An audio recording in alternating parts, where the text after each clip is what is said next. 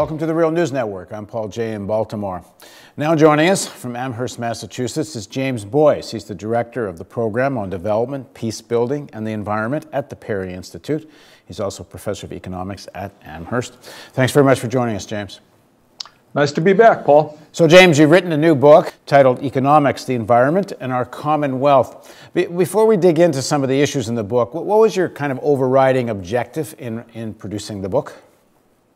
Well, what I wanted to do was bring out the fact that when we worry about environmental degradation, when we worry about pollution and depletion of natural resources, we should be thinking not only about the relationship between humans and the natural world, but also the relationships among human beings. Because basically, when we find problems of environmental degradation, we find problems where some people are benefiting at the expense of other people. If nobody was being harmed, it wouldn't be a problem, at least not from the standpoint of economics. So what I wanted to do in the book, Paul, was lift up the notion that these environmental problems are also social and economic and political problems, and point to the implications of starting from an ethical standpoint that every human being on the face of the earth, present and future generations, we all have an equal right to a clean and safe environment, and think through what it would mean to actually organize our environmental policies around that fundamental principle. So the thing is that, if I get it correctly, what we're, to a large extent here, the reason there's such environmental degradation and the reason there's such, I guess, opposition to dealing with issues like climate change, but it also includes the issue of toxic poisoning of our environment, is that there's interest there. There's people that make money out of it, and that ethical concerns or the issue of human rights is not very paramount to those people. Yeah, that's right, Paul. I mean, these things don't just happen by accident. They happen following various patterns, right? And we have to ask, whenever we see a problem of environmental degradation, who benefits from the activities that are causing the problem? If nobody benefited, it wouldn't be happening. Who gets harmed? And why is it that the beneficiaries, the winners, are able to impose these harms on other people? And that really is the starting point for the book. So what should be done in this sense? It seems that, I guess there's short-term and long-term. There has been some victory, you could say, reforms in mitigating some environmental degradation. But are we facing issues that are so profound, so deep, that in fact there needs to be a bigger social transformation before they can be dealt with? Well, I think we need to build on the victories we've achieved in the past, which are not inconsequential or minor, and move forward. But it's clear that we do need some big changes down the road. We've still got big problems to address.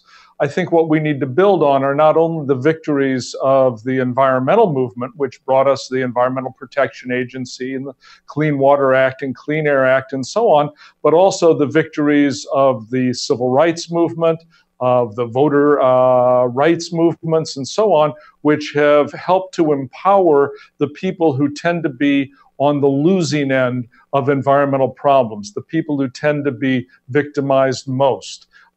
Pollution, resource depletion, these don't affect everybody equally, Paul. Some people get hit harder than others, and it tends to be low-income communities and people of color who get hit the hardest here in the United States.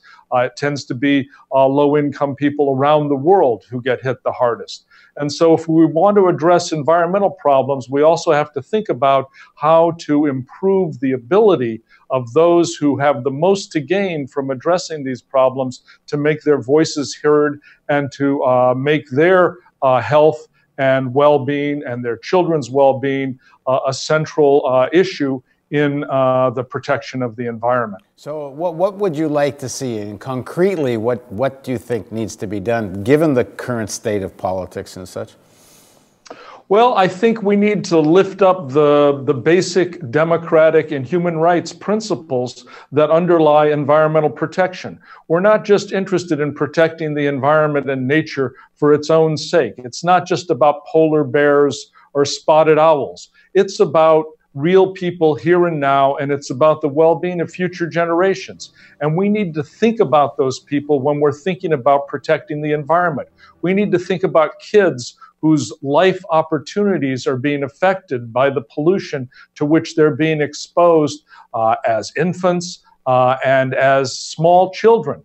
Air pollution, water pollution, these are human issues, human rights issues, and we need to be thinking about that and thinking about our commitment as a society to making sure that every child has an opportunity to live to their full potential and to have a productive and healthy and happy life. And I think if we broaden out our concerns with the environment to include our concerns with people, we can broaden the constituencies for doing something about the really serious environmental problems that we face today. Because I'm in Baltimore, and in places, you know, some of the very poor areas of East Baltimore, West Baltimore, it's very hard for people to relate to, for example, climate change, which seems rather abstract.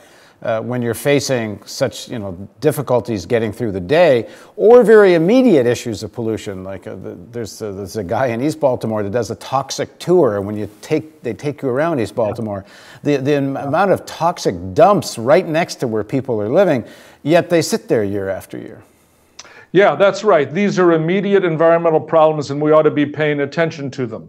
And there's no conflict between doing that and paying attention to climate change. After all, the burning of fossil fuels, which is the main culprit in climate change, also releases lots of other nasty pollutants that impact local communities. And it is the kinds of communities you're talking about in Baltimore, in metropolitan areas across the country, that tend to be impacted worst by those emissions of pollutants from refineries, power plants, etc. It's also the case that as the climate changes, the people who are most vulnerable to those climate changes are low-income people who don't have the resources to adapt, don't have the air conditioners, don't have the ability to live in the leafy suburbs, don't have the ability to even get out of town when a hurricane like Katrina hits. So I think that dealing with the environment is really a social justice issue, Paul. And I think to move forward,